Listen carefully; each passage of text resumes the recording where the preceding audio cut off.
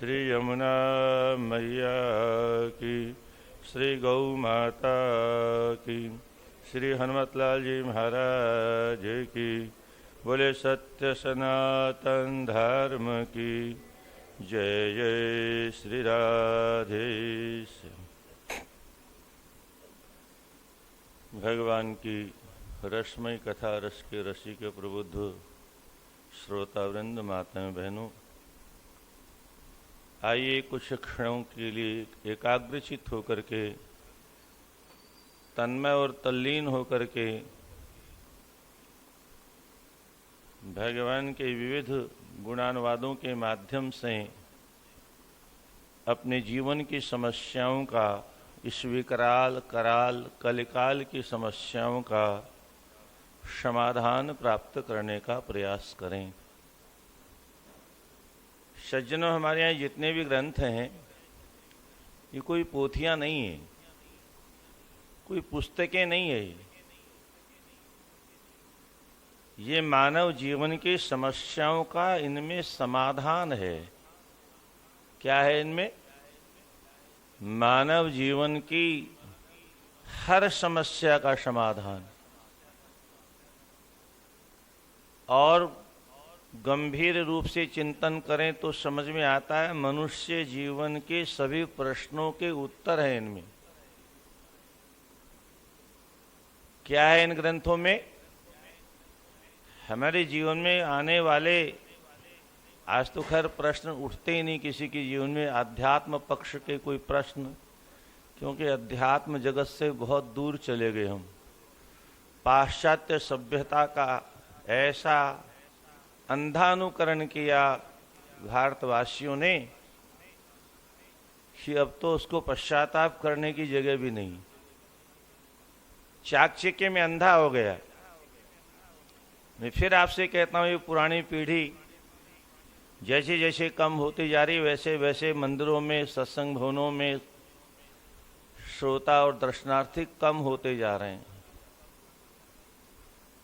नई पीढ़ी को हमने जोड़ा ही नहीं इधर में। राधे राधे। नई पीढ़ी को हमने जोड़ा नहीं। हाँ, तोड़ने का प्रयास अवश्य किया। हम दो हमारा एक, हम दो हमारे दो। वो एक ही है, कहाँ कहाँ जाए। चार छह होते तो एक समाज के व्यवहार में चला जाता, एक सत्संग में चला जाता, एक तीर्थ यात्रा में चला जाता, एक व्यापार में रहता, एक देश सेवा में काम करता, एक हिमालय की कंदराओं में बैठ के कहीं साधना करता होता। पर हमको किसी से कोई मतलब नहीं। पता नहीं कौन सी आंधी आई है, हिंदुओं की बुद्धि इतनी भ्रष्ट हो गई, जो अपना भला भी नहीं जानता। हमारा भला क्या किस में होगा, हमारे परिवार का भला किस में होगा, हमारे पूर्वजों का भला किस में होगा। क्षणिक स्वार्थ के लिए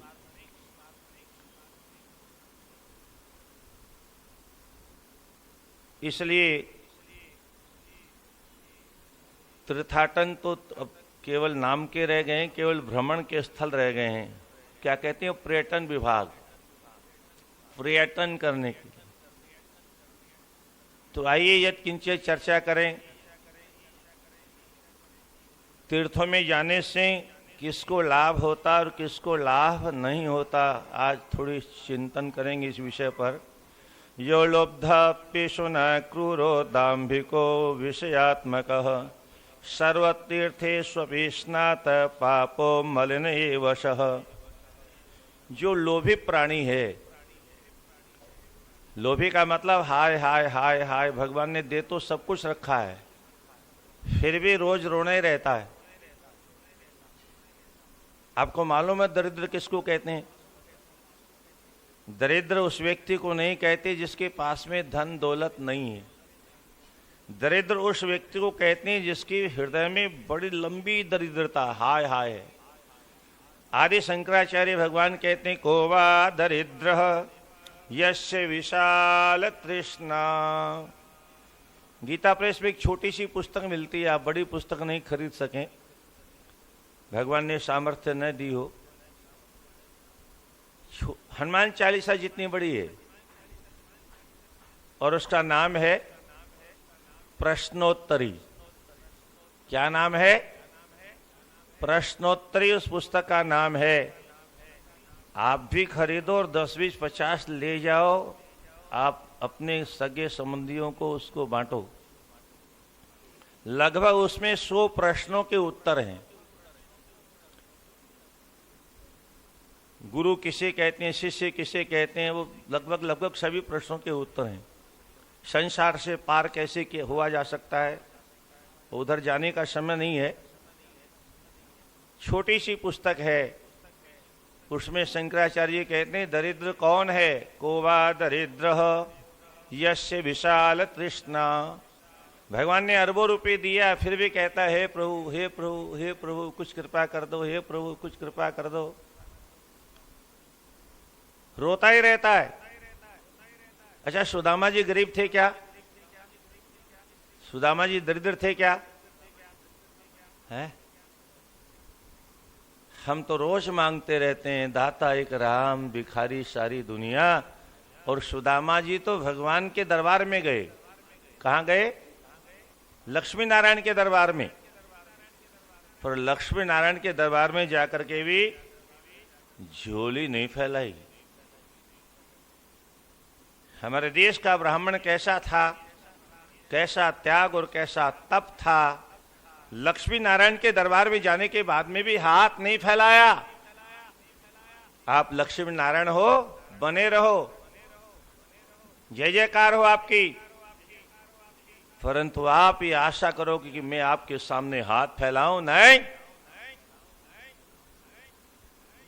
ये हमारे देश का ब्राह्मण था जो आज इस व्यास पीठ पर बैठ के भीख मांग रहा है। राधे राधे। और कहीं जगह ही नहीं मिली भीख मांगने की। जहां ज्ञान देने का मंच था, उस मंच को भी लोगों ने भिखारियों का मंच बना दिया।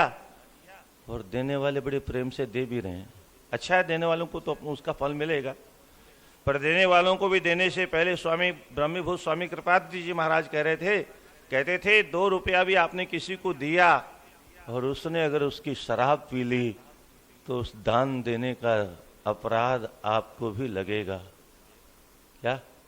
उसने अगर शराब पी ली उस पैसे की, इसलिए कहां देना है, अपनी आंखों से देख करके देना चाहिए।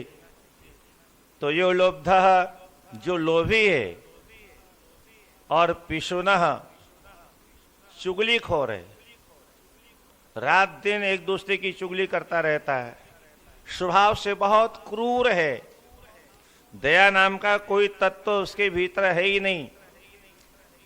वो कहावत सुनी होगी ना आपने, दया बिन संत कसाई।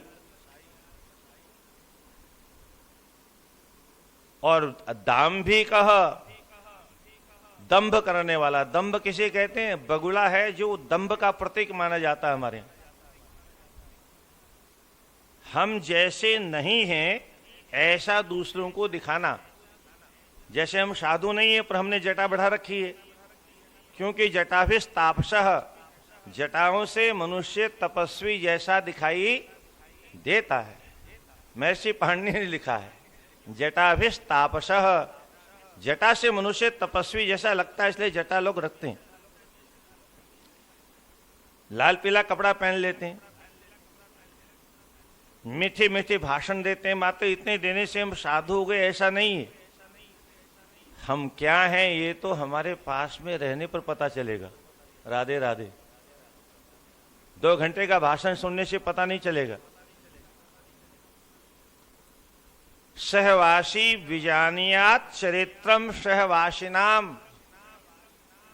कोई व्यक्ति किसी व्यक्तित्व के विषय में कैसे जानेगा? बोले जब तक उसके पास में नहीं रहेगा तब तक उसके विषय में जान ही नहीं सकता। तो दाम्भिकः, हम जैसे हैं नहीं वैसा संसार वालों को दिखाते हैं ताकि हमारी पूजा होती रहे।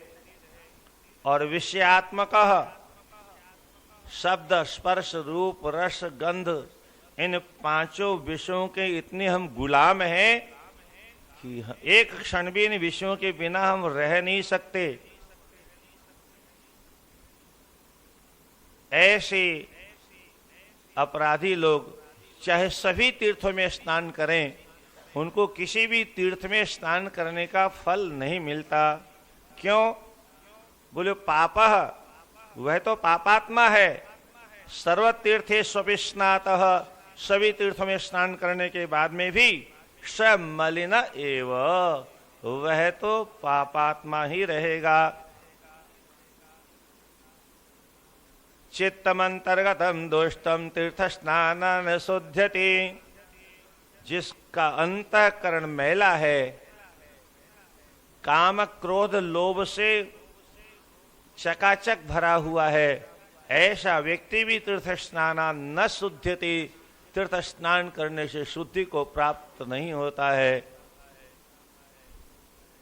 एतत्ते कथितम देवी, महर्षि अगस्त्य कहते हैं ये तुमको मैंने तीर्थों की कुछ महिमा के बारे में बताया।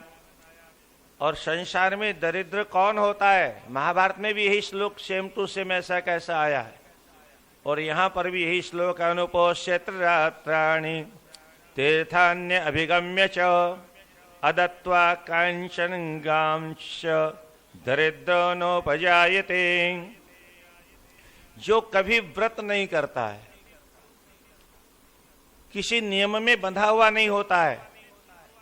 पुराने जमाने में लोग एकादशी करते थे तो द्वादशी को सीधा देते थे। क्या देते थे? सीधा। अब नहीं देते। क्यों? बोले जब सीधा इंसान होता था तो सीधा निकालता था, अब सीधा आदमी रहा ही नहीं, आदमी टेढ़ा हो गया तो सीधा निकालता ही नहीं। ये सीधे देने की परंपरा क्यों चली?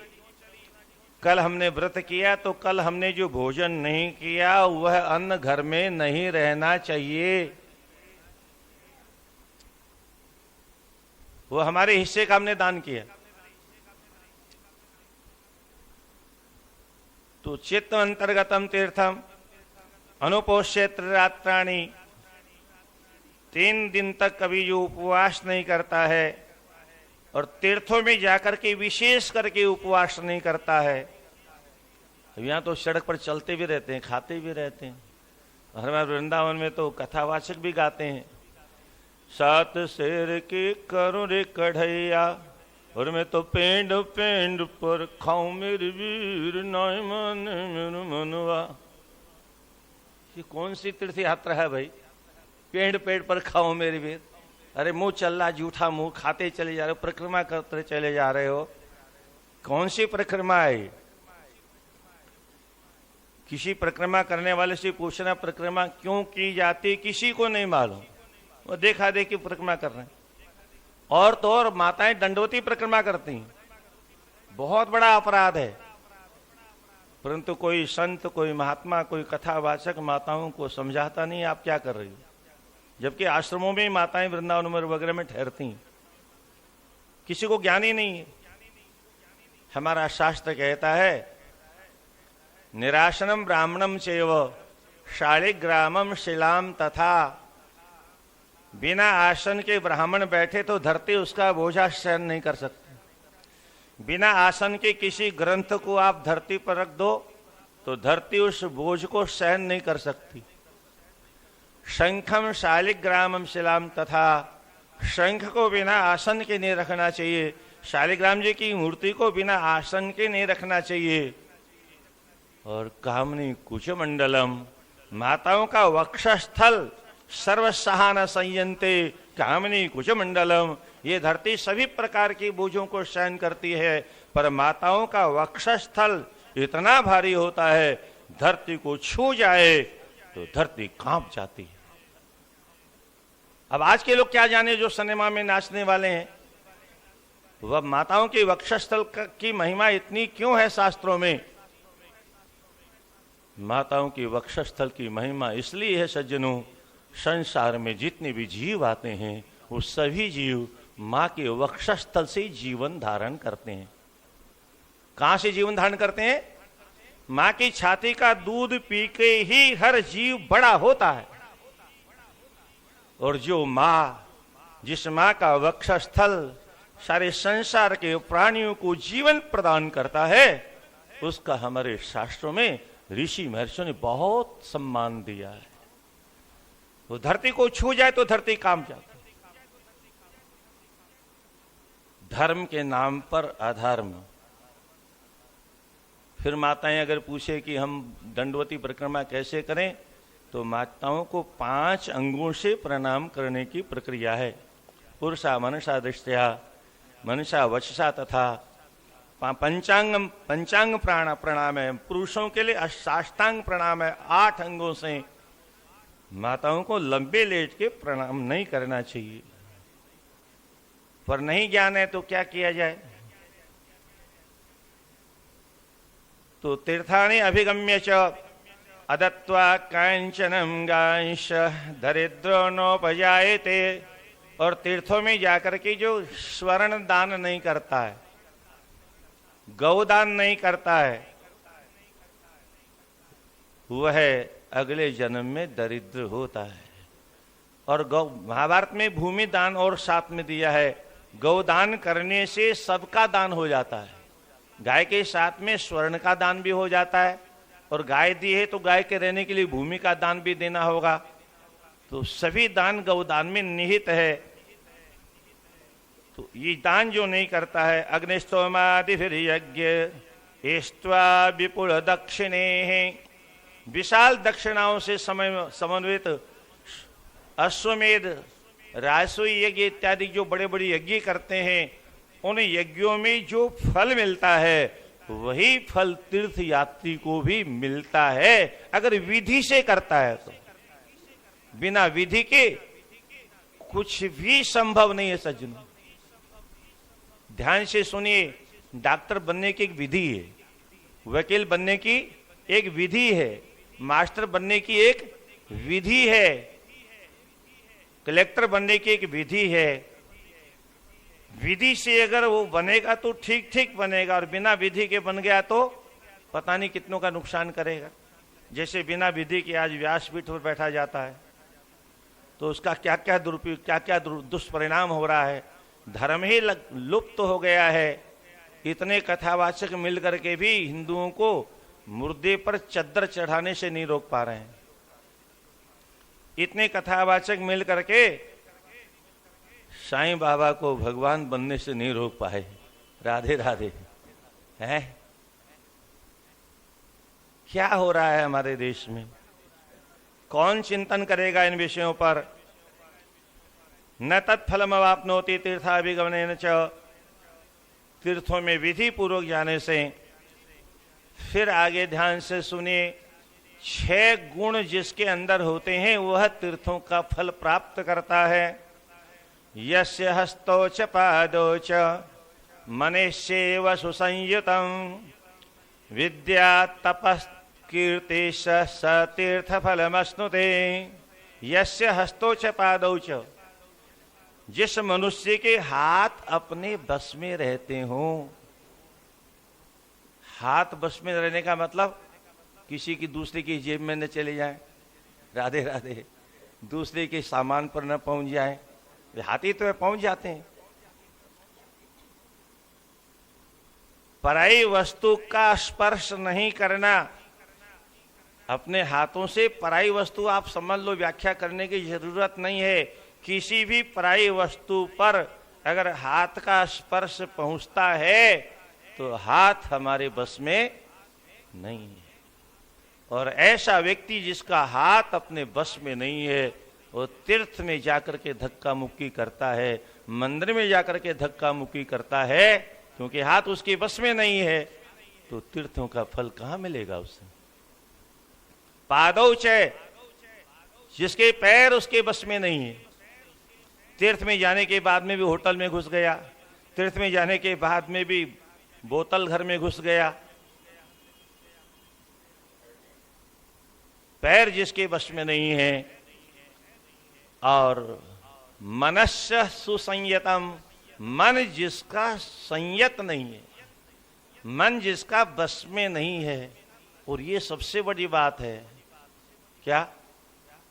और कुछ बस में कर भी लें तो शायद संभव है, पर मन को बस में करना तो बहुत कठिन है।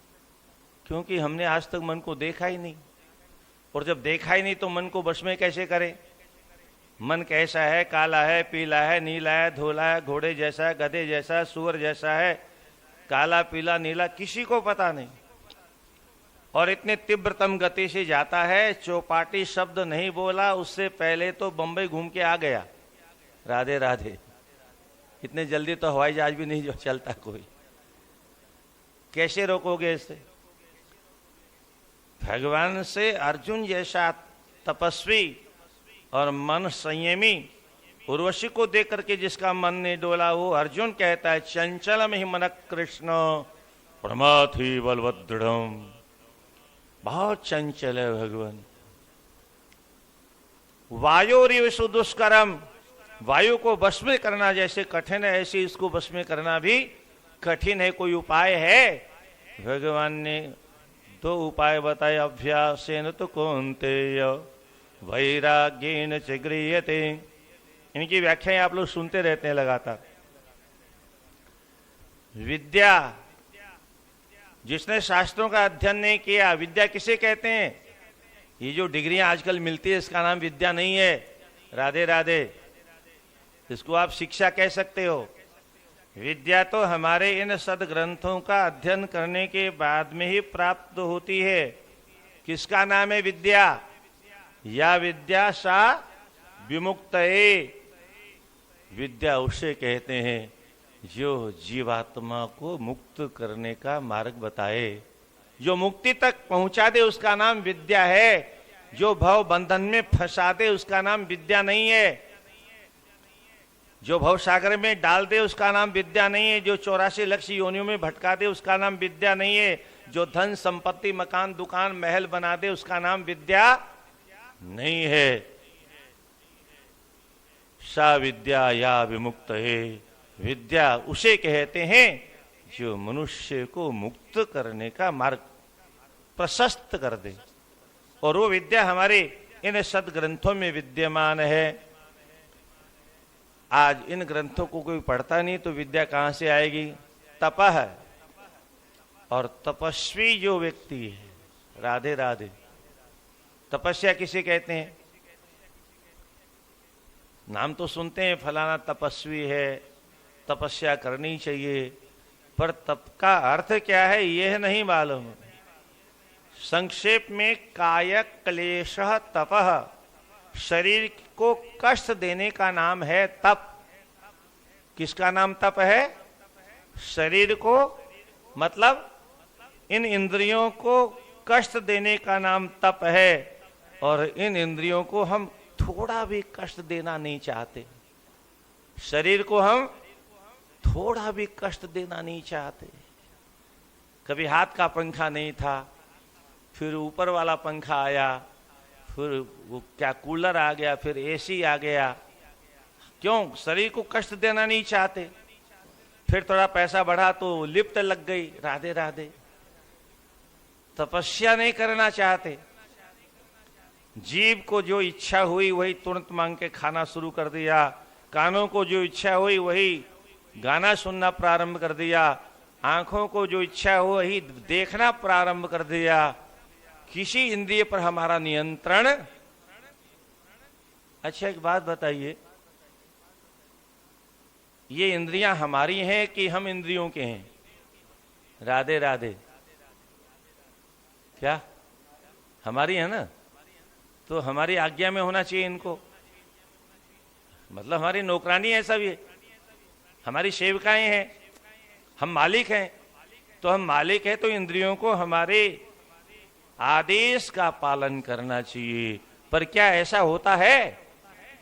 होता उल्टा है। हम तो नौकर बन जाते हैं और ये हमारी मालकिन बन जाती हैं। फिर जो जो इंद्रियां हमको आदेश देती हैं हम इन इंद्रियों की आज्ञा का पालन करते रहते हैं। और जो मालिक नौकरों की आज्ञा का पालन करेगा उसकी मलकियत कितने दिन चलेगी? राधे राधे। अरे नौकर नौकर ही क्यों होता? अगर उसमें इतने सद्गुण होते तो वो मालिक न बन जाता पहले से ही। प्रत्येक व्यक्ति की समस्या यही है वह अपनी इंद्रियों का गुलाम है, स्वयं उन इंद्रियों का नौकर बन गया, दास बन गया। और दास की कोई वैल्यू नहीं होती सज्जनों, दास का कोई अस्तित्व नहीं होता। मालिक की महिमा होती है। हम इंद्रियों के गुलाम हैं। जो जीव ने कहा तुरंत आना चाहिए, जो आंख कहे तुरंत। और इसीलिए प्रत्येक व्यक्ति तपस्या नहीं कर सकता, क्योंकि जो इंद्रियों का गुलाम है तो इंद्रियों की आज्ञा मानेगा।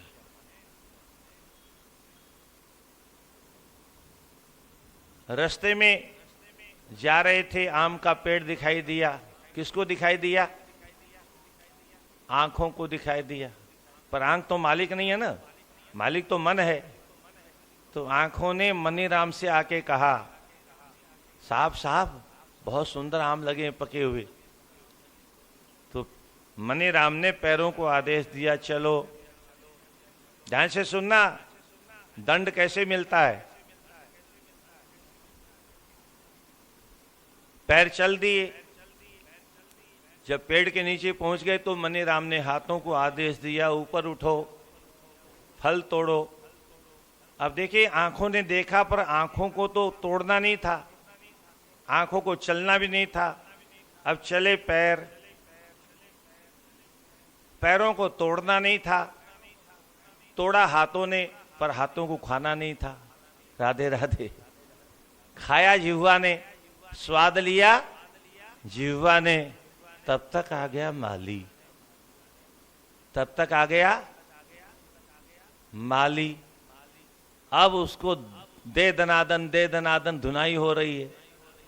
अच्छा, पीठ पर मार पड़ रही है। देखा किसने था? आंखों ने। आंखों को दंड नहीं मिल रहा है, ऐसा दिख रहा है ना हमको, पर सचमुच में आंखों को ही दंड मिल रहा है। पहली बार जिसने देखा उसी को दंड मिल रहा है। कैसे सिद्ध हुआ? आंसू किसको आए? राधे राधे। पीठ को आंसू नहीं आए, हाथों को आंसू नहीं आए, पैरों को आंसू नहीं आए। दर्द किसको हुआ? लगी पीठ पर चोट अवश्य, पर रोना प्रारंभ किया आंखों ने। यानी जिसने सबसे पहले अपराध करने के लिए प्रेरणा प्रदान की, उसी को दंड उपलब्ध हुआ। इसलिए बहुत सावधान होकर के इन इंद्रियों को अपने वश में रखना चाहिए। तो इंद्रियों को जो मांगे वह न देना, इसी का नाम तपस्या है। आंख जो मांगे उसको मत दो, चलो 2 घंटे बाद देखेंगे। 2 घंटे बाद मांगे तो बोले 2 घंटे बाद और, फिर 2 घंटे बाद और। तड़पाओ इन इंद्रियों को। धीरे धीरे ये इंद्रियां आपको आदेश देना बंद कर देंगी। क्यों? इनकी समझ में आ जाएगा, यहां हमारी बात चलती नहीं, हमारी बात सुनी जाती ही नहीं, बोलने से फायदा क्या है? क्या कहने से फायदा क्या है? हमारी बात कोई सुनता ही नहीं है। और 2 घंटे बाद, और 2 घंटे बाद, और 2 घंटे बाद। यही तपस्या है। और कलयुग में अगर इतनी भी तपस्या हमने कर ली तो हमारा निश्चित कल्याण हो जाएगा। विद्या तपः कीर्ति, संसार में जिसकी कीर्ति, जिसने कोई ऐसा शुभ काम किया है, ऐसी धर्मशाला, बावड़ी, पाठशाला, अस्पताल, ऐसा कोई दिव्य मंदिर, ऐसा कोई सत्संग भवन बनाया है, जैसे शेठ जी ने सब बनाया, गीता प्रेस बनाई, तो उनका यश जिंदा है कि नहीं है? और आपको मालूम होना चाहिए हमारा जीवन कब तक रहता है? जब तक हमारी कीर्ति धरती पर रहती है तब तक हमारा जीवन रहता है। कीर्ति यस्य स जीवति, यशः शरीरो भव में दयालु। यश रूपी शरीर पर प्रत्येक मनुष्य को दया करनी चाहिए। जिसका यश यहां नष्ट हो गया, जिसकी कीर्तियां नष्ट हो गई, ऊपर उसकी कोई पहुंच नहीं। तीर्थ सह तीर्थ फलमश्नुते, ये 6 गुण जहां होते हैं, और ऐसे 6 गुणों से युक्त प्राणी जब तीर्थ में जाता है तो उसका पूरा का पूरा फल उसको उपलब्ध होता है। और इससे अगर विपरीत हुआ, उल्टा हुआ, तो कुछ नहीं मिलने वाला है। प्रतिग्राहादुपावृत्तः संतुष्टो येन केनचित्। प्रतिग्राहात, अब ये आजकल बोलने का शब्द नहीं है, क्योंकि अगर यही बोल दिया हमने मंच से तो हमारा तो मंच पर बैठना ही बेकार हो जाएगा। तीर्थ में दान लेना बहुत बड़ा अपराध है। राधे राधे। क्या दान देने वाले का तो कल्याण होता है, पर दान लेने वाले का राधे राधे। और ऊपर से अगर वह जप नहीं करता है, तप नहीं करता है, साधना नहीं करता है, तो दान का पैसा पचेगा ही नहीं। और जो दान का पैसा पचेगा नहीं तो उसकी संतान कैसी होगी। इसलिए प्रतिग्राहाद उपावृत्तः, दूसरे से कुछ लेना, इससे उपराम प्राप्त कर ले। और येन केनचित् संतुष्टः, जो कुछ प्रारब्ध वश बिना किसी अनुचित प्रयोग के उपलब्ध हो जाए। धन कैसा होना चाहिए हमारे घर में? अकृत्वा परसंतापं अगत्वा खलु मंदिरं अनुलंघ्यं शतां मार्गं यद स्वल्पं तद बहु। अकृत्वा परसंतापम, बिना दूसरे को कष्ट दिए, बिना दूसरे को सताए, बिना दूसरे को परेशान किए जितना मिल जाए। और दुष्टों के घर जाना न पड़े, चोरों के, डाकू के, हत्यारों के घर में, शराबियों के, कबाबियों के, पर नारी संग करने वालों का कुसंग न करना पड़े। और अनुलंघ्य शता मार्गम, महापुरुषों ने जो मार्ग बनाया है उस मार्ग का त्याग बिना किए, यद स्वल्पम, अगर थोड़ा भी मिल जाए तो उसको बहुत मानना चाहिए। महापुरुषों ने जो मार्ग बनाया, हमारे ये क्या कहते हैं, ये रीणवा जी बैठे हैं। अब संतों का संग करना तो बहुत सरल है, पर संतों के आदेश का पालन करना ये सबके बस की बात नहीं।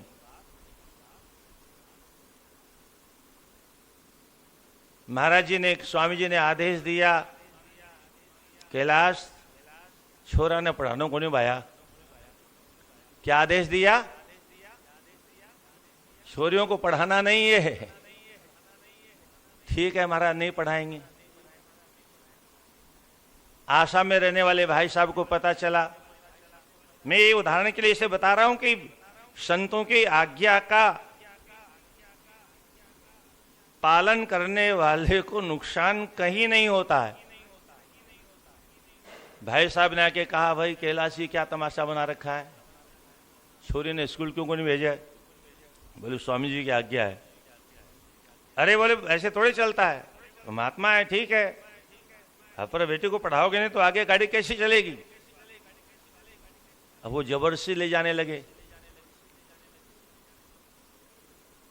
फिर स्वामी जी का आदेश हुआ तो इनके घरवाले ने कहा, स्वामी जी की आज्ञा के विरुद्ध हम तो नहीं भेजेंगे, और नहीं भेजा उसको। और बाद में उस कन्या का विवाह बहुत बड़े करोड़पति घर में हुआ, पास में ही आपके ऋषिकेश में, राजस्थान मिठाई वाले। मुजफ्फरपुर में आसपास में रहने वालों को मालूम होगा, भारत जलपान होटल बहुत प्रसिद्ध है, इन्हीं लोगों का है। महापुरुषों की आज्ञा मानना ये सबके बस की बात नहीं है। सुनना तो सत्संग सुन तो सभी लेते हैं। अभी अपना गीता प्रेस की सेवा कर रहे हैं, यहाँ संतों की सेवा कर रहे हैं। अब देखने में तो हो सकता है ये धन दौलत ज्यादा नहीं दिखाई देता होगा, पर जिसके पास ज्यादा है वो क्या लेके जाएगा? राधे राधे। जिसके पास ज्यादा धन दौलत है वो क्या साथ जाएगी क्या उसके? हैं? अच्छा, यहां भी क्या दशा है सुना दूं? बड़े बड़े करोड़पतियों को एक चम्मच चीनी खाने का अधिकार नहीं है। राधे राधे, राधे राधे। कोई घर में अतिथि आता है तो पूछना पड़ता है, चाय में चीनी डालूं के? क्यों? शुगर हो गया सबको। अधिकतर लोगों को शुगर हो गया है तो करोड़पति अरबपति, पर उनके भाग्य में फीकी चाय लिखी, उनके भाग्य में उबाला हुआ साग लिखा है। उनकी थाली में अगर कोई गलती से रसगुल्ला रख दे तो उनको लगता है ये एटम बम क्यों रख दिया, ये भीतर विस्फोट कर देगा। क्या फायदा हुआ साहब? दुनिया को दिखाने के लिए बाकी सब ठीक है, ऊपर ऊपर साफ चकाचक दिखता है, पर भीतर जाके देखिए उनकी तकिए आपको गीले मिलेंगे, क्योंकि रात दिन परिवार के प्रपंचों में इतने फंसे हुए हैं, उनका परिवार एकता है ही नहीं उस परिवार में, क्योंकि धन के मद में मदान्ध होकर। बलि के प्रसंग में भगवान कहते हैं, यन्मद पुरुषस्तब्ध लोके च माव अमन्यते। जो उत्तम कुल में पैदा हुआ है, जो धनी है, जो गुमानी है, और धन दौलत पाने के बाद में भी, विद्या और ऐश्वर्य पाने के बाद में भी जिसको धन दौलत का पद का मद नहीं है, समझना चाहिए उस पर मेरी बहुत बड़ी कृपा है। तो धन तो किसी के साथ जाएगा नहीं, जाएगा क्या? धनानि भूमो पशवस्य गोष्ठे, नारी गृह द्वार जना शमशाने, देहस्यतायां परलोक मार्गे, धर्मानुगो गच्छति जीवैकः। संसार में हमने जितना धन दौलत कमाया है, सब जहां रखा है वहीं का वहीं रखा रह जाएगा। राधे राधे। एक बहुत बड़े धनिक थे, तो कुछ कंजूस टाइप के थे हमारी तरह से। घरवाली कहती थी कुछ दान कर जाओ जाने से पहले, मित्र भी कहते थे कुछ दान कर जाओ। तो कहते थे सब हमारी मुट्ठी में है, मरने से पहले ताजा ताजा करेंगे। क्या करेंगे?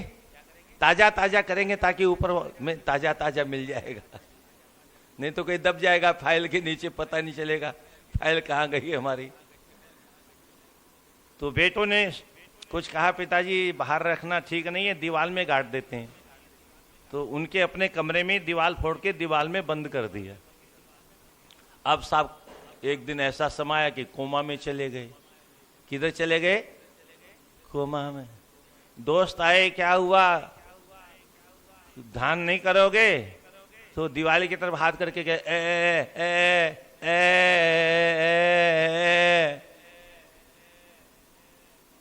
दोस्तों ने बच्चों को बुलाया, भाई ये तुम्हारे बाबूजी इधर हाथ क्या कर रहे हैं? अब उन्होंने कहा अगर पोल पट्टी खोल दी तो सब दान हो जाएगा, तो हम तो कंगाल हो जाएंगे। तो बोले बाबूजी कह रहे हैं जो था वो तो दीवार में लगा दिया, बचा क्या है? राधे राधे। तो दीवार में लग गया, अब कुछ नहीं है। और फिर साहब चले गए ताजा ताजा करके। धनानि भूमो, धरती में गाड़ दिया तो वहां रह जाएगा। मकान दुकान कल कारखाना अपनी जगह रह जाएगा। गाय घोड़े हाथी रथ गाड़ियां जहां खड़ी है वहीं की वहीं खड़ी रह जाएंगी। बोले परिवार के लोग तो साथ जाएंगे? बोले हाँ थोड़ी दूर जाएंगे, शमशान तक साथ जाएंगे। बोले घरवाली तो हमारा साथ नहीं छोड़ेगी। बोले घरवाली तो केवल दरवाजे तक जाएगी। राधे राधे। आगे तो आजकल जाने लग गए, पुराने जमाने में परंपरा नहीं थी, अब तो सब चलता है। नारी गृह द्वारी जना शमशाने। बोले ऊपर क्या जाएगा ये शरीर? बोले तुमने जो है रबड़ी मलाई खा खा करके जिसको पाल पोस के मोटा ताजा किया है, ये टेढ़ी मेढ़ी लकड़ियों के आगे नहीं जाएगा। फिर आगे क्या जाएगा? बोले पाप और पुण्य मात्र साथ जाएगा। इन्हीं दो का हिसाब होगा ऊपर। बाकी तो सब यहीं से मिला था। और बोलो ना, जो कुछ मिला है संसार में आने के बाद में हमें सब यहीं से मिला है। चाहे वो हमारा नाम हो, चाहे हमारा रूप हो, चाहे हमारी जो भी स्त्री पुरुष के चिन्ह हो, जो भी मिले हैं, माता पिता भाई बंधु बेटा बेटी धन दौलत मकान दुकान कल कारखाना, जो कुछ भी मिला रिश्तेदार नातेदार संबंधी यही मिले थे। और यही सब जो हम करेंगे वो हमारे साथ जाएगा और उसी के अनुसार अगला जन्म और उसी के अनुसार परलोक में नाना प्रकार के नरकादिक लोकों में जाना पड़ेगा और उसी के अनुसार अगला जन्म हमें उपलब्ध होगा। शुचि नाम श्रीमताम गेहे योग भ्रष्टो अभिजायते पूर्वाभ्यासेन तेने वह्रियते ह्यवशोपिशः। पूर्व जन्म में जहां तक हमने साधना छोड़ी वहीं से साधना आगे बढ़ेगी, इसलिए इस जन्म में कुछ अच्छा काम कर लेना चाहिए। अहंकार विमुक्तस्य तीर्थ फलमश्नुते। अहंकार से जो रहित है, अब जिसके पास बुद्धि नहीं है वो भी कहता जिसके पास बल नहीं वो भी कहता जिसके पास धन दौलत नहीं वो भी मूछों प्रताप दे के घूमता है। अहंकार किसको नहीं है? राधे राधे। छोटा सा बालक है उसको भी अहंकार है, वो कहता मैं जो कह रहा हूं वही ठीक है, तुम गलत हो। हमारा कहना नहीं मानोगे तो सर फोड़ देंगे। अगर मोबाइल छीन लिया तो तुम्हारी खोपड़ी खा जाएगी। नारायण नारायण नारायण। अहंकार विमुक्तस्य, अहंकार रहित जो होता है वह तीर्थ का फल प्राप्त करता है। अदम्बको निरारंभो लघ्वाहारो जितेन्द्रियः।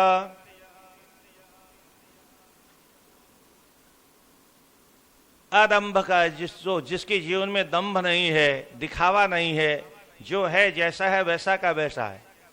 इसका मतलब क्या है? मतलब ये भगवान कहते हैं तुम बंधन के मेरे पास मत आ, जैसा है वैसा का वैसा आ जा। तू चाहे बुरा है भला, इससे कोई मुझे मतलब नहीं है, पर ईमानदारी से धूर्तता करके नहीं, छल कपट करके नहीं। ठाकुर जी के दरवाजे पर एक बोर्ड लगा हुआ है। क्या लगा हुआ है? एक बोर्ड लगा है, आपने मानस में पढ़ा होगा, निर्मल मन जन सो मोहि पावा।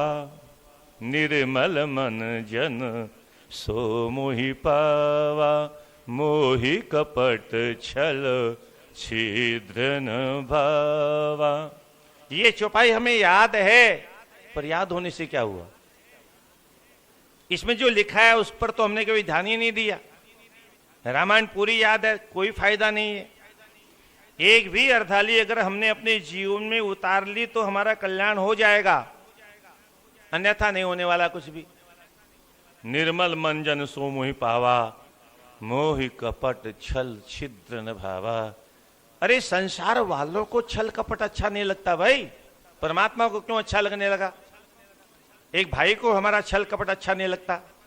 पति पत्नी आपस में छल कपट करें तो गाड़ी चलेगी? नौकर मालिक के साथ में छल कपट करे तो गाड़ी चलेगी? तो वो तो सारे संसार का मालिक है, उसके साथ में छल कपट करेंगे। अच्छा उसको नहीं मालूम होगा, ये कैसे मालूम? राधे राधे। ध्यान से सुनिए सज्जनों, एक बहुत सुंदर श्लोक सामने आ गया। आजकल आप सीसीटीवी कैमरे देखते हो ना, सब जगह लगे रहते हैं, स्टेशन पर, गलियों में भी लगे रहते हैं, सड़कों पर भी लगे रहते हैं, बड़े बड़े महलों में लगे रहते हैं। आपको मालूम होना चाहिए परमात्मा ने सृष्टि बनाने के साथ साथ सबसे पहले सीसीटीवी कैमरे लगाए। क्या लगाए? सबसे पहले कैमरे लगाए, और आज तक किसी को दिखाई नहीं दी। आज तक आपने नहीं सुना होगा कहीं। और भागवत में लिखा है, राधे राधे। अन्यत्र तो जो लिखा है सो लिखा है, भागवत में ही लिखा है सबसे पहले परमात्मा ने सीसीटीवी कैमरे लगाए। किसके लिए? हमने जो ये संतान उत्पन्न की हैं ये क्या कर रही है, क्या नहीं कर रही है, कब किस समय कौन क्या कर रहा है, प्रत्येक व्यक्ति का लेखा जोखा लिखने के लिए सीसीटीवी कैमरे आवश्यक हैं।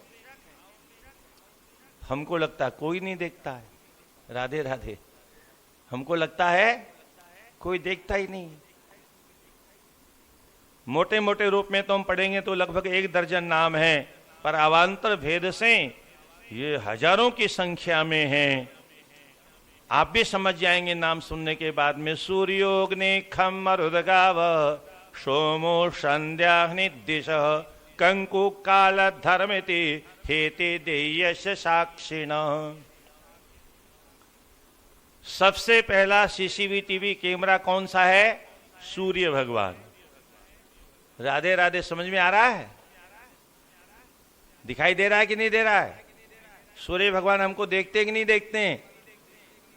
भुवन भास्कर भगवान सूर्य बराबर, लोग कहते तहखाने में वहां भी उनका प्रकाश पहुंचता है, और अगर वहां उनका प्रकाश नहीं तो लट्टू भी जलेगा तो सूर्य भगवान का अंश ही है। ये मोमबत्ती जलेगी तो सूर्य का अंश है, दीपक जलेगा तो वो भी सूर्यांश ही है। प्रकाश कहीं पर भी है वो सूर्य का अंश है, और सूर्य साक्षात भगवान नारायण है। तत्सवितुर्वरेण्यम सूर्य भगवान ध्येयम सदा सवित्र मंडल मध्यवर्ती नारायण सरसज सन सन्निविष्ट। साक्षात भगवान नारायण ही सूर्य के रूप में संसार में स्वयं सीसीटीवी कैमरा बन के घूम रहे हैं, सबका लेखा जोखा नोट कर रहे हैं। 12 आदित्य हैं, 12 आदित्य अपना अपना काम कर रहे हैं। सूर्यो अग्नि, अग्नि देखा आपने कहीं? आपके भीतर है कि नहीं है? तो आप जलते क्यों नहीं हो? है। अब ये परमात्मा की कैसी अद्भुत वैज्ञानिक पद्धति है। अग्नि तो हमारे भीतर है, पर जितनी आवश्यक है उतनी है। उसे थोड़ी सी ज्यादा हो जाए तो टेम्परेचर हाई हो जाए, उसे और थोड़ी ज्यादा हो जाए तो माथे पर पट्टी लगाओ, और वो आग अगर ठंडी हो जाए है तो फिर लोग कांपने लगते हैं। है? अरे अरे देख देख देख देख देख कहीं हो देख। है? ठंडा पड़ जाए तो फिर 10 मन लकड़ी में गर्म करना पड़ता है। राधे राधे। सूर्य अग्नि, अग्नि भी खुफिया विभाग का सदस्य है। खम आकाश, आकाश कहाँ है? देखा कभी आपने? कहाँ है आकाश? ऊपर, ऊपर कुछ नहीं है, ये खाली जगह। अवकाशम इति आकाश है, खाली जगह का नाम आकाश है। और हम कहीं भी कुछ करेंगे तो आकाश में ही करेंगे। आकाश भी खुफिया विभाग का सदस्य है। सब जगह आकाश प्रत्येक प्राणी को देखता है। सूर्योग्नि खम मरुद, 49 प्रकार की वायु। हवा हमारे भीतर है कि नहीं? हवा बिना तो हम जी नहीं सकते।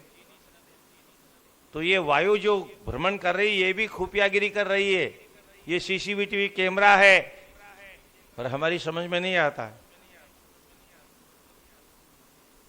ग्रंथों को पढ़ने की अपनी अपनी दृष्टि है, और मैं तो कहता हूं जिन महापुरुषों ने इन ग्रंथों को लिखा उन्हें महापुरुषों की दृष्टि से इन ग्रंथों को पढ़ना चाहिए, और उन्हीं की दृष्टि से इसका वाचन भी करना चाहिए। केवल व्यापार के लिए नहीं, जन जन को ये ग्रंथ कुछ शिक्षा देते हैं, उपदेश देते हैं, निर्देश देते हैं, संदेश देते हैं, मार्गदर्शन करते हैं। आगे का नाम बहुत विचित्र है, गावह। गावह का अर्थ गाय नहीं है। गावह मानी इंद्रियां। राधे राधे रेणुमा जी। गावह इंद्रियां, ये खुफिया विभाग के सदस्य हैं। इंद्रियां सीसीटीवी कैमरे हैं, और प्रत्येक व्यक्ति के साथ में भगवान ने सेट कर रखे हैं। अच्छा, मजे की बात यह है कि इन इंद्रियों के लिए ही हम पाप करते हैं। हम पाप क्यों करते हैं? आंखों को तृप्त करने के लिए देखते हैं, कानों को तृप्त करने के लिए सुनते हैं, त्वचा को तृप्त करने के लिए धक्का मुक्की करते हैं, जीवा को तृप्त करने के लिए चाटते हैं, इंद्रियों को प्रसन्न करने के लिए, खुश करने के लिए विषयों का भोग करते हैं। और ये इंद्रियां सब सीसीटीवी कैमरों के रूप में काम कर रहे हैं।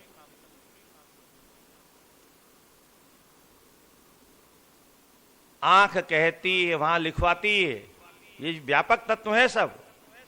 इतने बजकर के इतने मिनट पर इस जगह पर इस व्यक्ति ने इसको इस रूप में देखा।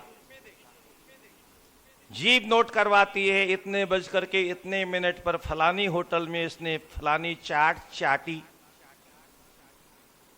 त्वचा भी, प्रत्येक इंद्रिय ऐसे ऐसे सब अपने अपने कर्मों को लिखवाती।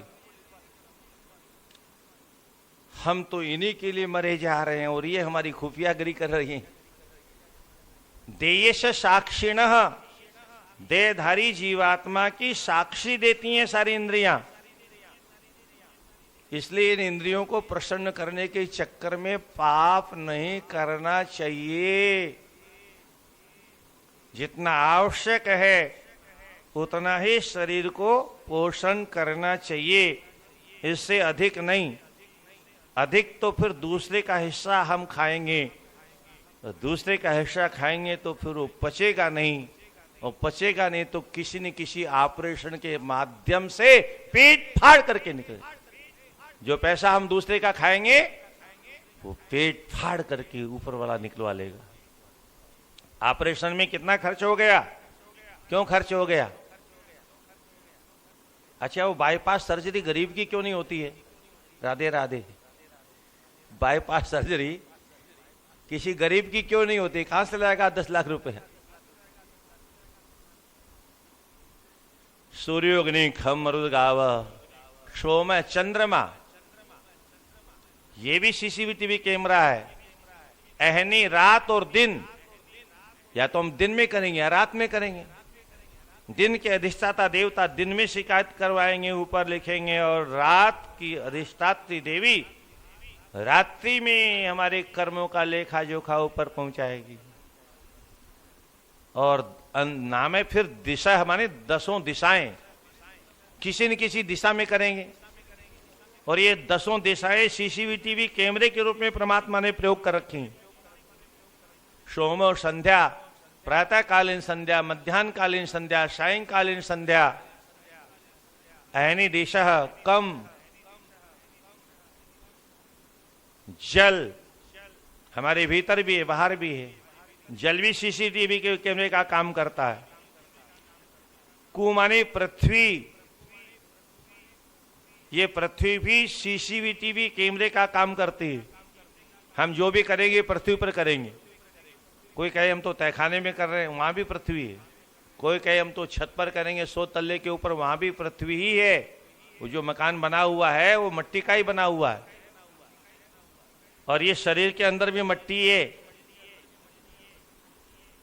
कंकु काल है, और फिर नाम दिया काल माने समय का। किसी समय तो करेंगे हम, और जिस समय हम करेंगे उस समय वह समय वह भी व्यापक तत्व है। कालोस्मि भर्तर्षभ, काल स्वयं भगवान का नाम है, और काल वह नोट करवाता है। कंकु कालः, अंतिम में नाम है धर्म इति। कौन कह रहा है ये? यामिल के प्रसंग में भगवान के पार्षदों ने जब पूछा यम के दूतों से, यमराज दंड का विधान कैसे करते हैं? अपने मर्जी से दंड देते हैं, अथवा दंड देने के लिए कोई कमेटी बनी हुई है, अथवा किसी को घूस लेके छोड़ भी देते हैं?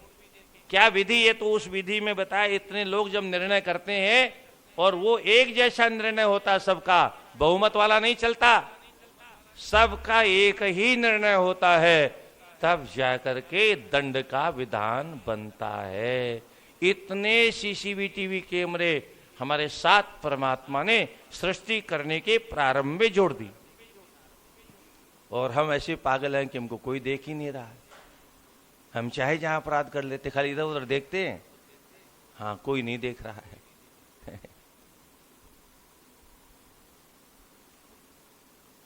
बहुत कठिन है सज्जनों जीवन जीना, और विशेष करके इस कराल विकराल कलिकाल में, और वह भी बिना किसी शास्त्र के आश्रय में रह करके, बिना किसी संत के आश्रय में रह करके जीवन जीना बहुत कठिन है।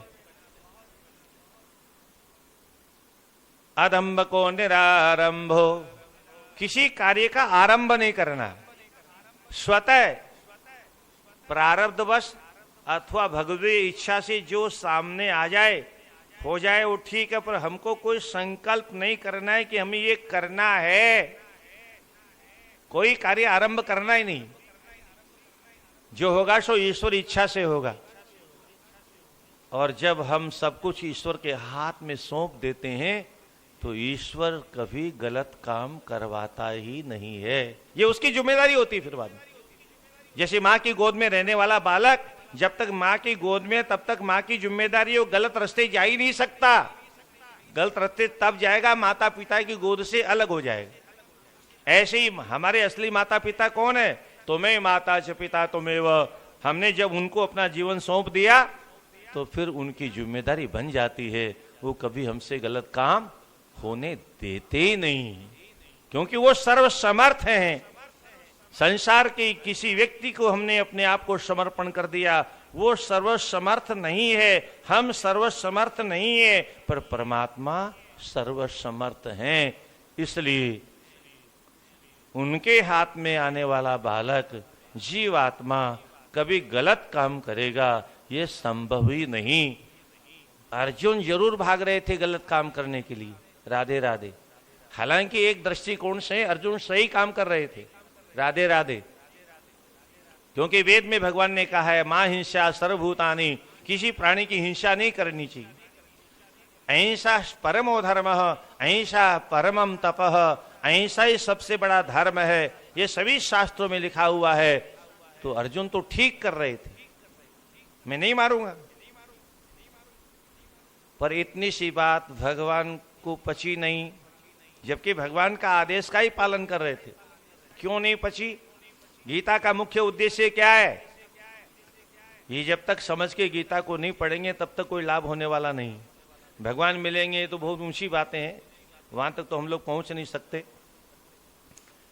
अर्जुन क्यों नहीं मारना चाहते? आचार्यान मातुलान, ये आचार्य जी है, ये मामा जी है, ये बेटे हैं, ये ताऊ है, फूफा, ये सारे इनको कैसे मारूं? स्वजनम ही कथम हत्वा सुखी न श्याम माधव, हे माधव अपने जनों को कैसे मारूं?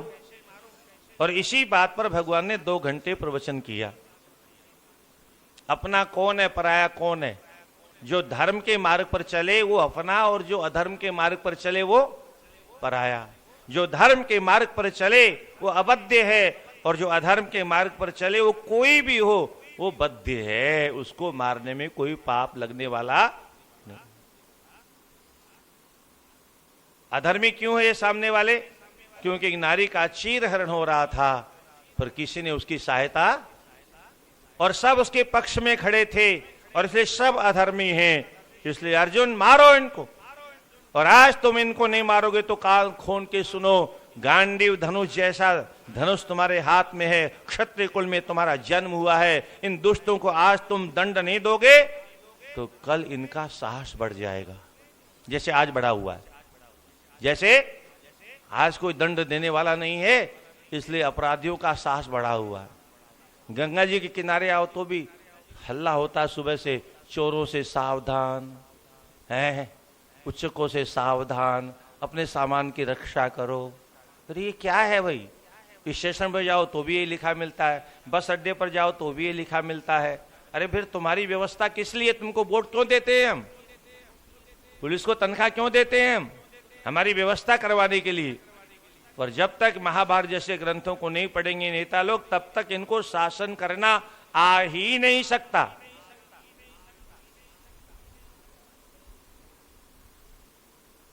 स्कंद पुराण में तो लिखा है जिस अंग से जो अपराध करे उस अंग को तुरंत काट देना चाहिए। राधे राधे। अपराध बंद करने का एक ही तरीका है,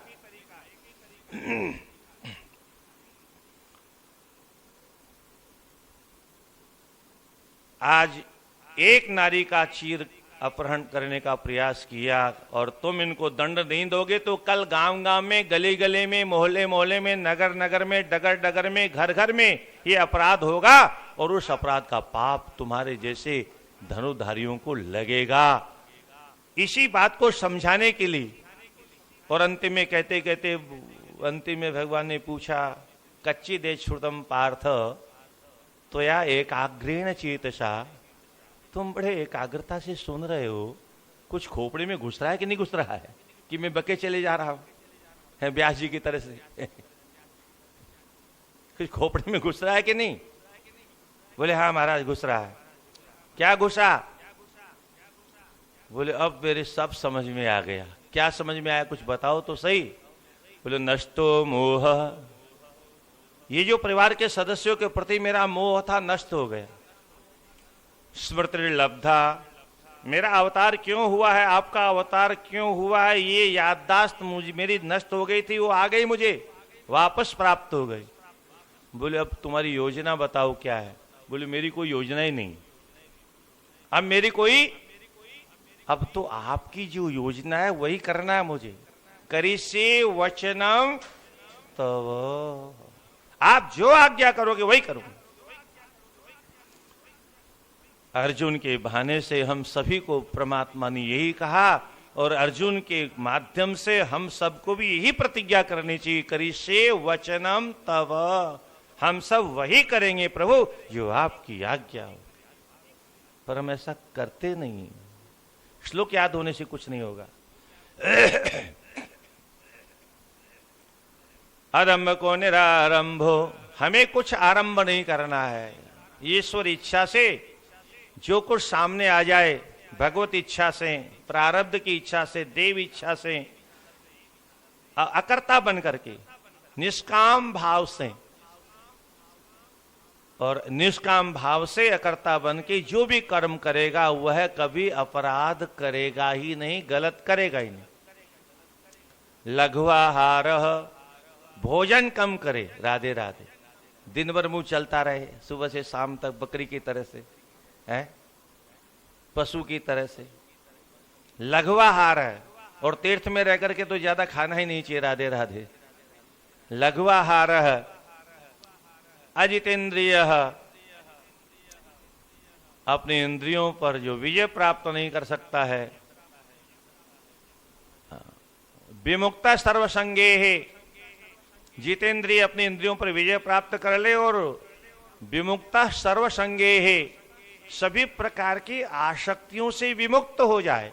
ये मेरा, ये मेरा, ये मेरा, ये मेरा, ये मेरा, इससे जो राग होता है वो राग से जब चिपक जाता है तो आसक्ति बन जाती है, और वो आसक्ति से जो रहित हो जाता है, ऐसा प्राणी जब किसी से कोई आसक्ति ही नहीं है तब किसी को प्रसन्न करने के लिए पाप करेगा ही नहीं।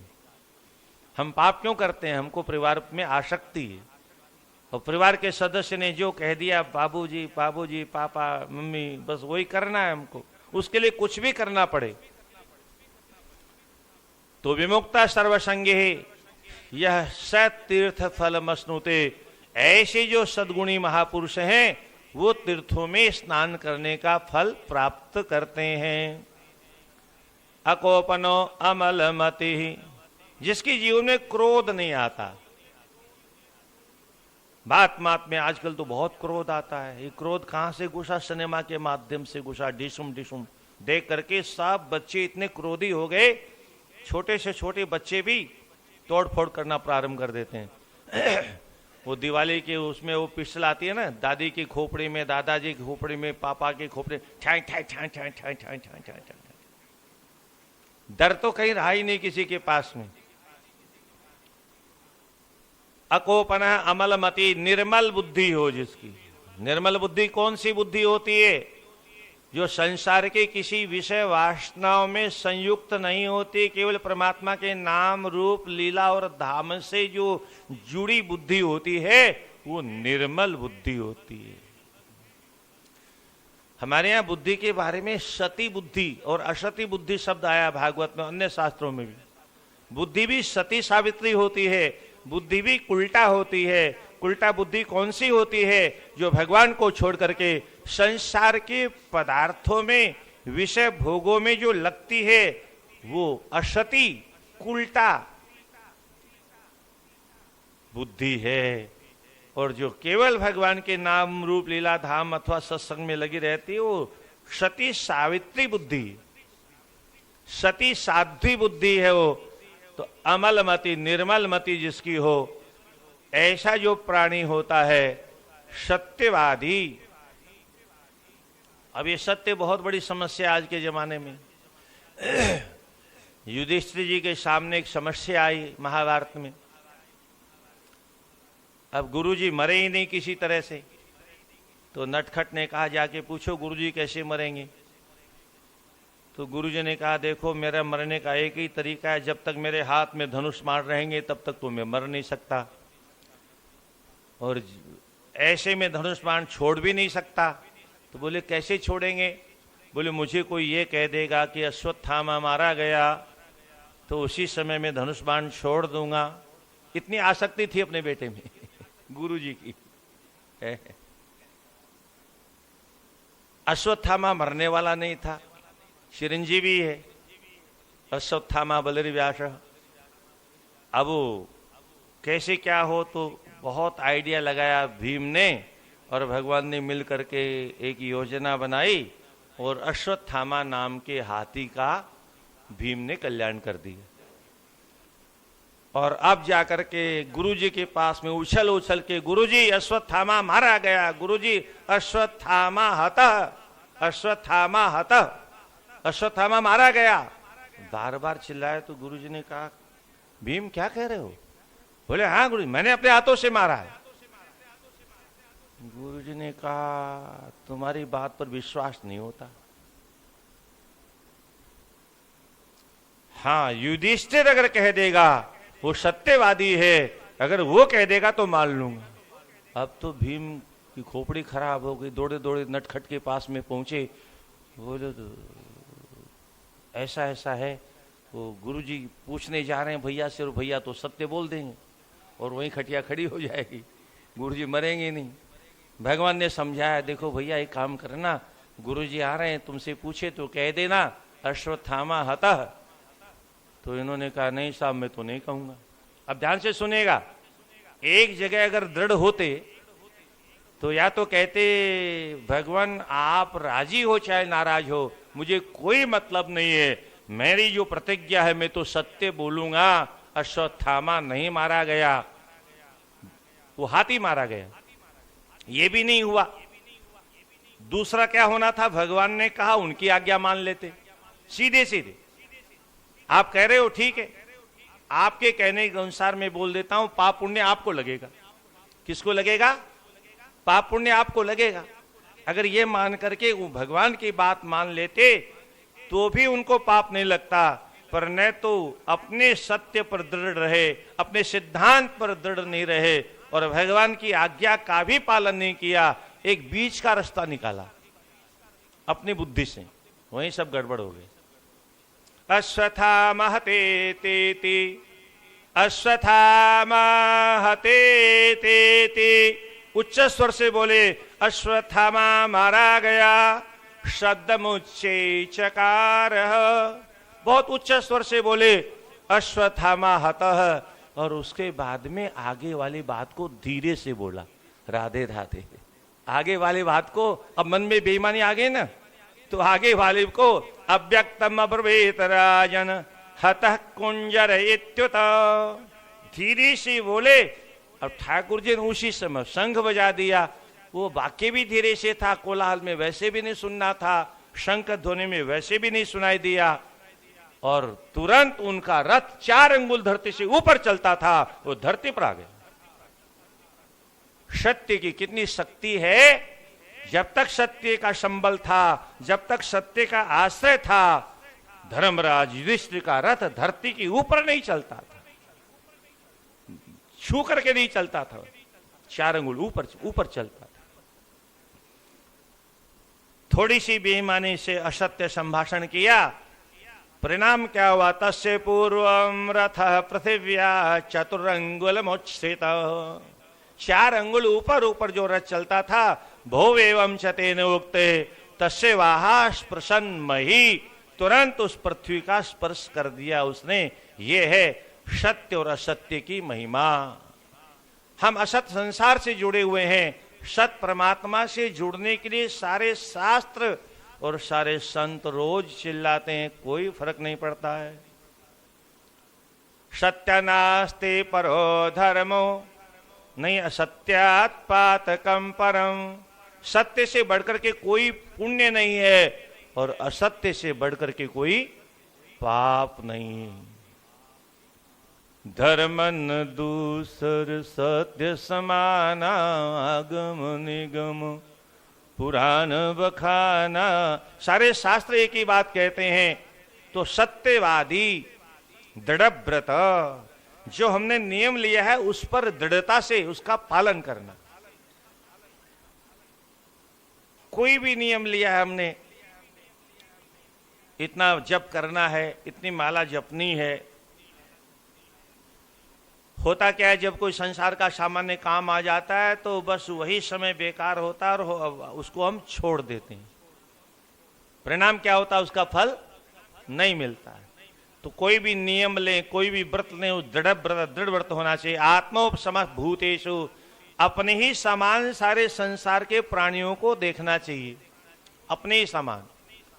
आत्मवत् सर्वभूतेषु यः पश्यति स पंडितः, अपने ही समान जो सबको दर्शन करता है। क्या पढ़ाया जाता था हमारे गुरुकुलों में सज्जनों, मातृवत् परदारेषु पर द्रव्येषु लोष्टवत् आत्मवत् सर्वभूतेषु यः पश्यति स पंडितः। सारे संसार की नारियों में जो मातृ बुद्धि रखता है, संसार के धन को मट्टी के सामान समझता है।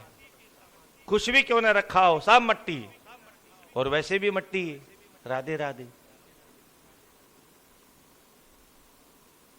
अपने ही सामान सारे संसार के प्राणियों को समझता है, उसी को पंडित कहा। पंडित कोई वो एक जाति नहीं है।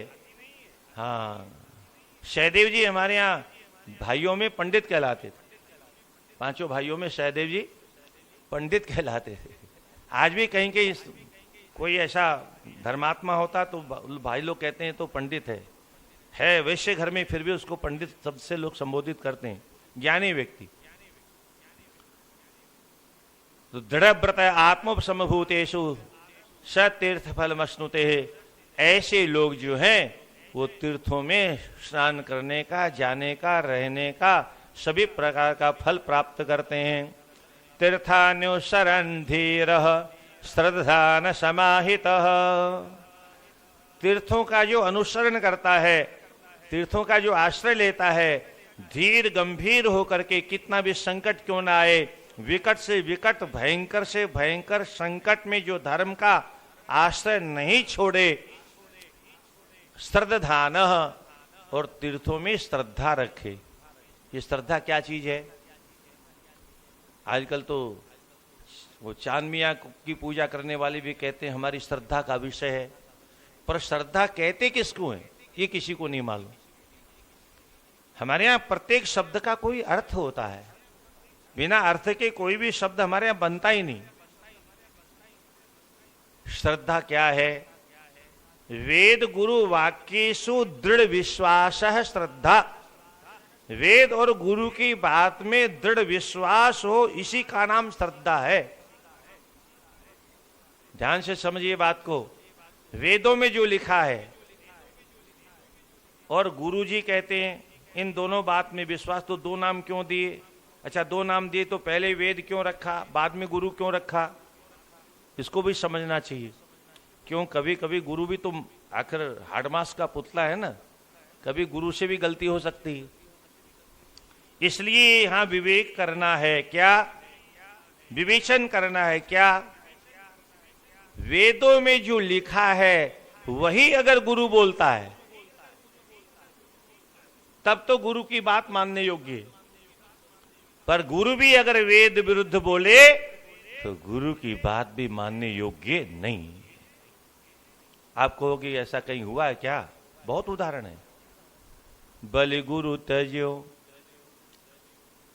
शुक्राचार्य जी कौन थे? बलि के गुरु थे, उनकी आज्ञा मानी कि नहीं मानी उन्होंने? नहीं मानी। माननी चाहिए कि नहीं माननी चाहिए?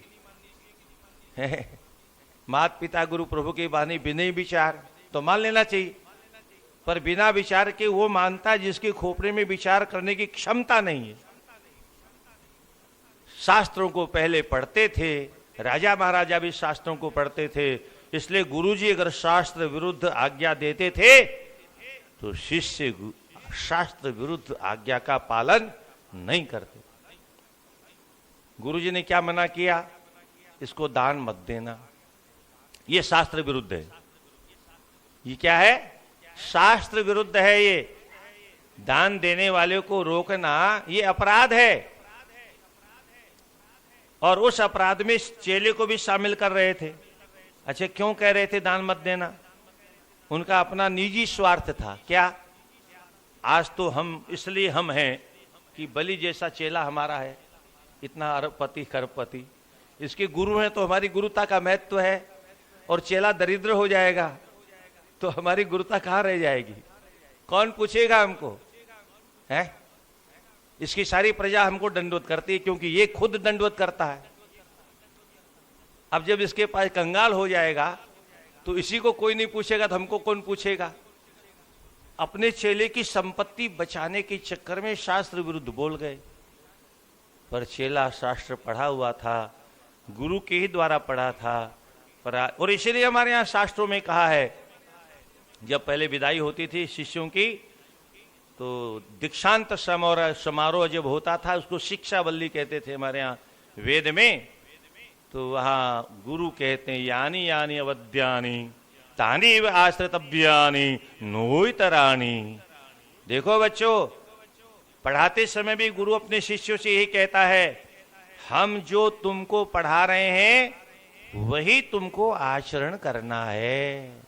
कभी हमको देख के हमारे जैसा आचरण मत करना, क्योंकि हम भी मिट्टी के लौंदे हैं, हम भी मनुष्य हैं, हम भी सामान्य जीव हैं, हमसे भी कोई गलती हो सकती है। शरीर है, इसका कोई भरोसा नहीं, इंद्रियां इनका कोई भरोसा नहीं, और मन का कभी भरोसा करना नहीं। ये कब फिसल जाए इसका कोई पता नहीं, कहां फिसल जाए कोई पता नहीं। शल्य थे महाभारत में, माद्री के भाई थे, नकुल सहदेव के मामा थे, युधिष्ठिर की तरफ से लड़ने आ रहे थे। किसकी तरफ से आ रहे थे? अक्षौणी सेना लेकर के युधिष्ठिर के पाले में लड़ने के लिए आ रहे थे। पर रास्ते में दुर्योधन ने इतनी रबड़ी खिलाई, इतनी रबड़ी खिलाई, वो रबड़ी इतनी चिकनी थी उसमें फिसले तो कौरवों की तरफ फिसल गए। ये रबड़ी में ताकत होती है क्या? आए थे अपने भांजों की तरफ से और वो रबड़ी खा करके फिर फंस गए उधर में। तो ये बहुत बड़ी समस्या है, इसलिए मनुष्य को इस मन का कभी विश्वास नहीं करना चाहिए।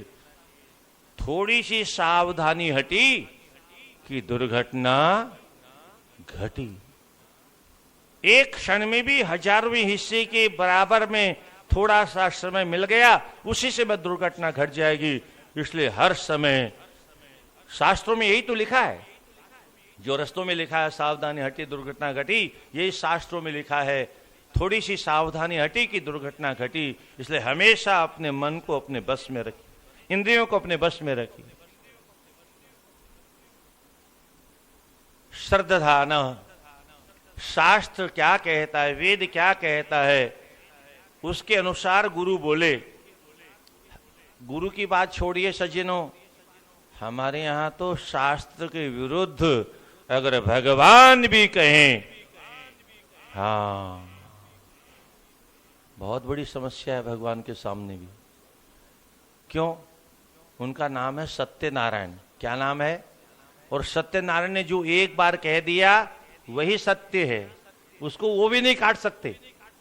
क्या? वो भी उसको काट नहीं सकते।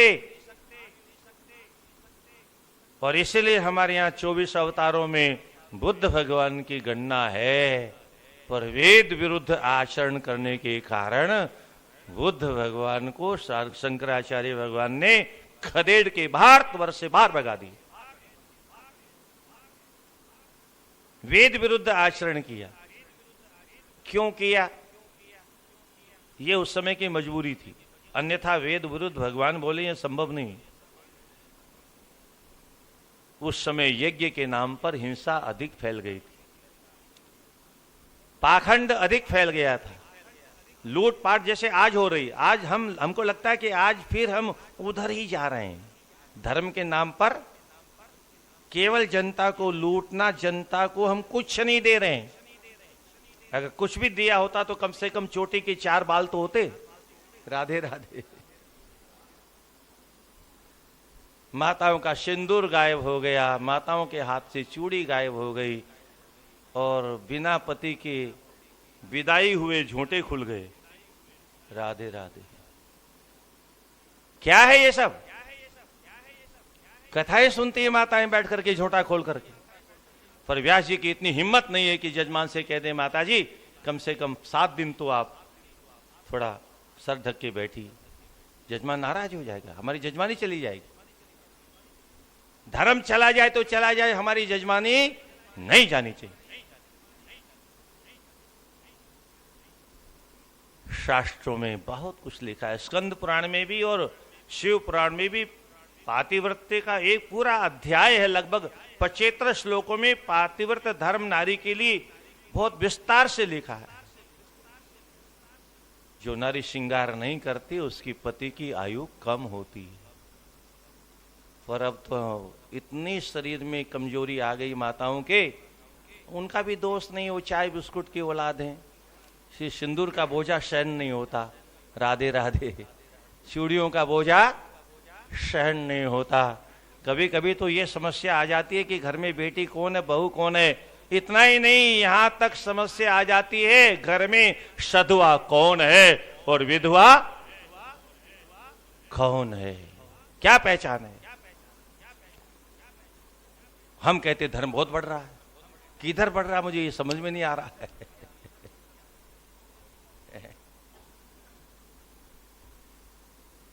ये सब कथा कहने की नहीं है सज्जनों, पर ये अंतःकरण की व्यथा है, निकलती है, क्या करें, मजबूरी है। मीठी मीठी कथा कहना हमको भी आता है, पर भविष्य क्या होने वाला है, भविष्य की ओर जब देखते हैं तो रोंगटे कांप जाते हैं, आत्मा कांप जाती है। सनातन धर्म हम कहते हैं नष्ट नहीं होगा, सनातन है, सनातन है। अरे यहां तक तो पहुंच गए हम, आगे क्या होगा। कपड़े फट गए बच्चों के, बोले क्या है, बोले फैशन है, फैशन। आग लग जाए इस फैशन के। ये फैशन क्यों चल गई? क्योंकि घर में माँ बाप मर गए, माँ मम्मी हो गई, पिताजी डेड हो गए, और मम्मी बोल नहीं सकती, डेड बोल नहीं सकता, और इसलिए बच्चे कपड़े फाड़ करके।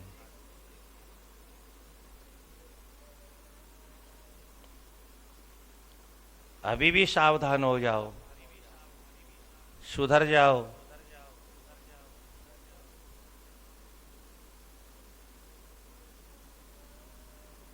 वेद विरुद्ध भगवान भी बोले तो भगवान की भी पूजा नहीं होती। जेहि निंदित, तुलसीदास जी लिखते हैं, जेहि निंदित निंदित भयो बुद्ध विदित अवतार।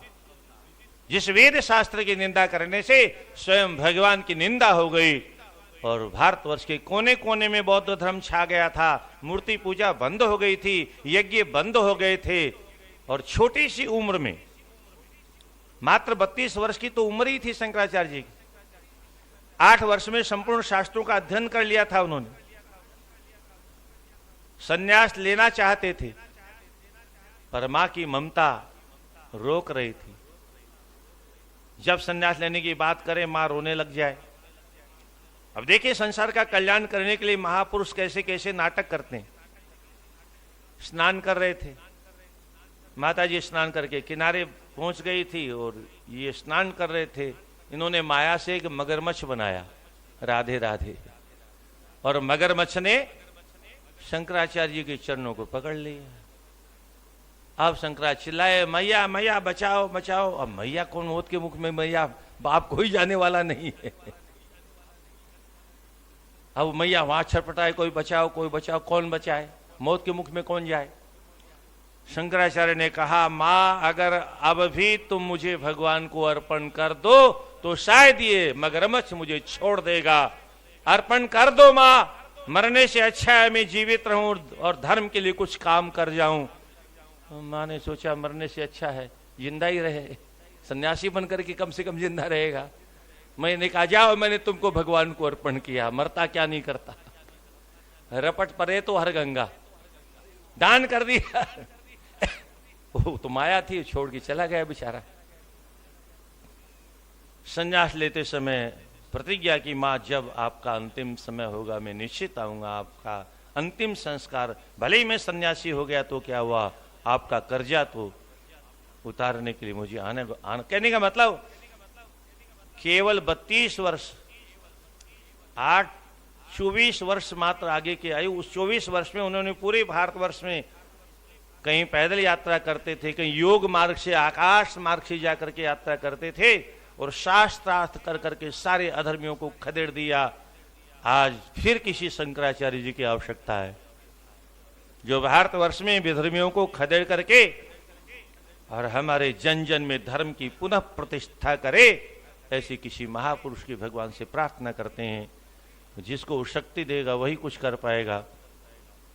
समाहितः एकाग्र चित्त जिसका है, चित्त बहुत चंचल है, इसको एकाग्र रखना बहुत कठिन है। कृत पाप विशुद्धेत किम पुनः शुद्ध कर्म कृत। ऐसा व्यक्ति अगर इतने गुण अगर है, वो अगर पाप भी कर लेता है तो ऐसा पापी व्यक्ति भी तीर्थ में आकर के पवित्र हो जाता है। ऐसा जीव इतने गुणों से संपन्न, वह कभी पशु पक्षी की योनि में नहीं जाता, कभी विधर्मियों के देश में उसका जन्म नहीं होता, कभी विधर्मियों के घरों में उसका जन्म नहीं होता, जीवन में उसे दुख की प्राप्ति नहीं होती और वह स्वर्ग का अधिकारी होता है और अंतिम में मोक्षोपायश्च विन्दति, मोक्ष के सभी उपाय उसके हाथ में उसे प्राप्त हो जाते हैं। अश्रद्धाना, 5 प्रकार के अपराधियों को तीर्थों में जाने का कोई फल नहीं मिलता। इनको भी सुन लीजिए, शायद हम लोग भी उस लिस्ट में कहीं हो। राधे राधे, अपनी अपनी लिस्ट देखते रहना। राधे और किस लिए बैठे यहां पर। अश्रद्धान पापात्मा नास्तिको अच्छिन्न संशय हेतु निष्ठस्य पंचेते न तीर्थ फल भागिनः। तीर्थ के फल का भाग इनको उपलब्ध नहीं होता, किनको, जिनको तीर्थों में श्रद्धा नहीं है, जिनको कपड़े पहनने की तमीज नहीं है उनको श्रद्धा है। राधे राधे है। जिनको खाने पीने की तमीज नहीं है, क्या खाना चाहिए क्या नहीं खाना चाहिए, उनको तीर्थ में श्रद्धा है।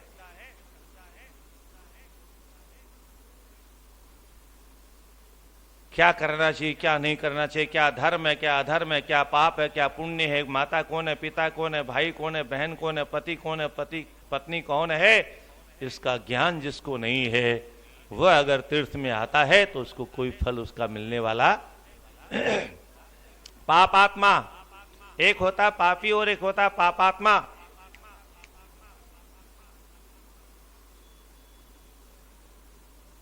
आत्मा ही पाप से लबालब भर चुकी हो। आत्मा तक एक तो ऊपर ऊपर से पाप कोई हो गया, अनजाने में हो गया, गलती से हो गया, नासमझे से हो गया, अनजान में हो गया, और एक तो यहां तक भीतर से पाप करता है, यानी पाप करते करते रोम रोम पापमय हो गया। पाप करत निशिवासर जाहि, नहीं पट कटि नहीं पेट अघाहि। पाप करत निशिवासर, दिन और रात पाप में ही जीवन जीता है, ऐसा पाप आत्मा। आत्मा भी पाप में डूब चुकी है जिसकी, वो पाप से बाहर निकल ही नहीं सकता। और नास्तिक नास्ति का मतलब क्या होता है? ईश्वर अस्ति इति एतादृशी मति यस्य स आस्तिकः, ईश्वर है नास्ति एतादृशी मति यस्य स नास्तिक। ईश्वर है, जैसे स्वामी जी महाराज रोज कहते हैं ईश्वर है, पर हमको आज तक तो विश्वास हुआ नहीं। राधे राधे। अगर होता तो जो है उसको पकड़ लेते और जो नहीं है उसको छोड़ देते। पर हम कहते तो है ईश्वर है, पर पकड़ तो उसी को रखा जो नहीं है। जो नहीं है उसको हम छोड़ना नहीं चाहते और जो है उसको हम पकड़ना नहीं चाहते। ईश्वर तो है, पर हम जब इस है को अपने भीतर है ऐसा दृढ़ता से बैठा लेंगे तभी तो ईश्वर है। हमारे तो रोम रोम में संसार बसा हुआ है। संसार का अर्थ क्या है? संसरतीति संसार, जो बराबर सरकता रहे, जो बराबर सरकता रहे। हम पकड़ने का प्रयास करते रहें और वो सरकता रहे, हम पकड़ने का प्रयास करते रहें और वो सरकता रहे। समझ हो गया क्या? बड़े बहादुर हैं हम लोग हैं। हमारा बचपन सरक गया और सरक सरक के काल के गाल में चला गया, हम पकड़ नहीं पाए। हमारी जवानी सरक सरक के काल के गाल में चली गई, हम अपनी जवानी को पकड़ नहीं पाए। बुढ़ापा भी जा रहा है, पर फिर भी हमारी पकड़ ढीली नहीं हो रही है। फिर भी पकड़ने के लिए प्रयास ही चल रहा है। आज तक होश नहीं आया, बचपन नहीं पकड़ पाए। जवानी में पूरा बल था, ताकत थी, शक्ति थी, पूरा परिवार हमारे, समाज हमारे साथ था, तब हम संसार को नहीं पकड़ पाए, तब अपने आप के जीवन को नहीं पकड़ पाए, तब बुढ़ापे को रोक नहीं पाए। और अब इन निर्बल हाथों से, असमर्थ हाथों से, अशक्त शरीर से इस संसार के संसाधनों को पकड़ने का जो दुष्प्रयास चल रहा है वो कैसे सफल हो सकता है? पर फिर भी हम हार मानने वाले, मरते दम तक। राधे राधे।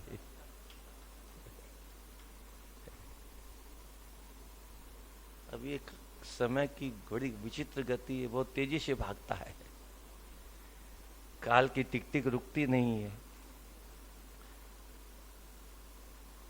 तो नास्तिक व्यक्ति जो है, जो ईश्वर को नहीं मानता है, केवल तफरी लेने के लिए तीर्थों में आता है, ऐसे लोगों को तीर्थों में कृपा करके नहीं आना चाहिए। किसी के आने न आने में हमको उसे कोई जलन नहीं होती है, पर तीर्थों को हम तीर्थ रहने दें, ये हमारा भी दायित्व बनता है। हम तीर्थ में जाने के पात्र बने ताकि तीर्थों का तीर्थत्व बना रहे। अन्यथा तीर्थों में और फिर वो कल्बों में क्या अंतर रह जाएगा। इसलिए तीर्थों की महिमा का कहीं हमसे हनन न हो जाए, ये प्रयास प्रत्येक व्यक्ति को करना चाहिए। अच्छिन्न संशय, जिसको किसी प्रकार का नाम रूप लीला धाम में कोई संशय नहीं है, हेतु निष्ठा, जिसके जीवन में कोई स्वार्थ विद्यमान है, ऐसे लोगों को तीर्थों का फल प्राप्त नहीं होता है। बोले वृंदावन बिहारी लाल की। गोविंद हरे गोपाल हरे गोविंद हरे। जय जय प्रभु दीन दयाल हरे, जय जय प्रभु, जय जय प्रभु दीन दयाल हरे, जय जय प्रभु दीन दयाल हरे। बोले वृंदावन बिहारी लाल की। जय जय श्री राधे।